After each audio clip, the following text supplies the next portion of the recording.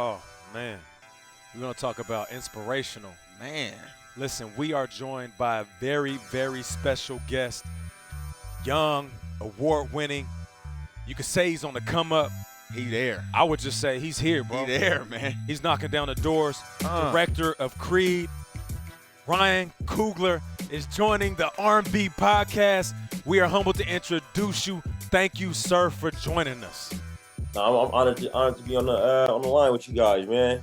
Really exciting. It's exciting to see what you guys have done in your careers, man, and transitioning into media. You know, it's really exciting. So I'm fired up to be on here with you guys. Let's get back to Creed. You talked about the legacy of the Rocky movies. I want to know, like, how did you get Sylvester Stallone on board and with your vision for this franchise? And then what was it like? You know, I played with greats. I played with Randy Moss and Calvin Johnson. He like a great. Those were greats. Like, now you working with legendary actors, legendary producers, a legendary figure like Sylvester Stallone. What was it like to just see him every day and talk to him and kind of soak up some of that knowledge? Yeah, I could take it from the start. I met him because I pitched the idea. Well, I got signed to an agency, which is called WME, and they rep talent, and they try to package films. You know, they might represent a director or an actor.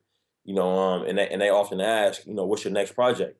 You know, because that's how they make their money. They make their money while you continually working. Yeah. You know what I'm saying? Yeah. So when I got signed for Fruitvale, you know, they helped put Octavia Spencer in the movie, and then they wanted to know what was next. So I pitched to another black man, an agent, Charles King, and I got an agent named Craig Castell. I told them about this movie that I had, this idea that I had about my relationship with my father, with framed in the Rocky world, and they got excited about it. They introduced me to an agent who worked with Stallone for decades, and I told him about it, and he was like, "Man, this is cool. You know, I want to get you to sit down with Sly, and see if he wants to do it." So eventually, you know, right before I got ready to shoot Fruitvale Station, I had to fly down to Los Angeles and meet with Stallone and pitch him the idea right there in the room. That's dope, man. And I was nervous, man, but I didn't have anything to lose.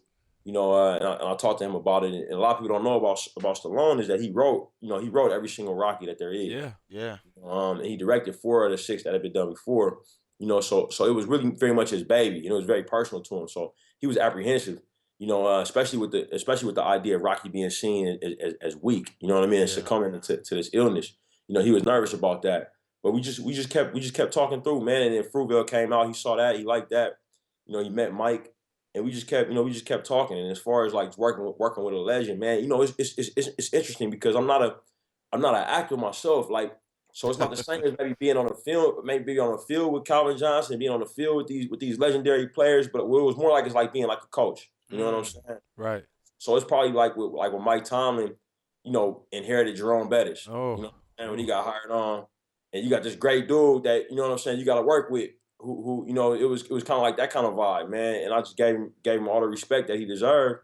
And a big thing for me was taking everything else off his shoulders. I just wanted him to worry about the acting. You know what I'm saying? Because he's such a good actor, but he usually has to act, produce, direct, you know, do his own stunts and choreograph. I wanted him to take all the rest of that away, and then put all his energy towards the performance, you know, and I think he was able to put something out that he's proud of, you know what I mean? You played before.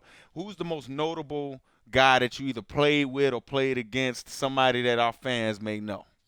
Oh man, I grew up with Marshawn, man. Okay. He was I played against Marshawn in high school when he was at Tech, and I was at St. Mary's. I wanted a few catches. I scored 2 touchdowns on Marshawn. Oh. He was playing DB, and I picked him off when he ran a halfback pass. Yeah. But we ended up tying in the game, man. I would say Marshawn is without question, man. I like how you answered the question. Yeah. Threw his stats out there. He like, threw all his stats out there. I scored twice, picked Keep him off. keep in mind, he tore us up, man. Like He tore everybody up. First play from scrimmage, man. Me and Steve, who you know from Nevada, we was chasing. You know, first touchdown, man. You know, he was exceptional. But I mean, I played against Marshawn again in college when I was with Sac State in 2000. I guess that was 2000. I guess that was 2005. And it was also Deshaun Jackson's first college game. Yeah. Yeah, and so I played against Marshawn when he was a sophomore, and it was D Jack's first college game. D Jack's had 2 touchdowns as a true freshman. I look, another football question. I think I know who you gonna say, but if you had to pick a wide out Amari Cooper, or Odell Beckham Jr.? Oh. Yeah. Now you in Oakland now. I'm just Damn, saying. you can't go against the town. Murray, man. I gotta go with Murray. I'll let Mike B pick Odell. Mike B the Giants fan. Town business. Yeah. That's what's up. That's an easy one, Rob.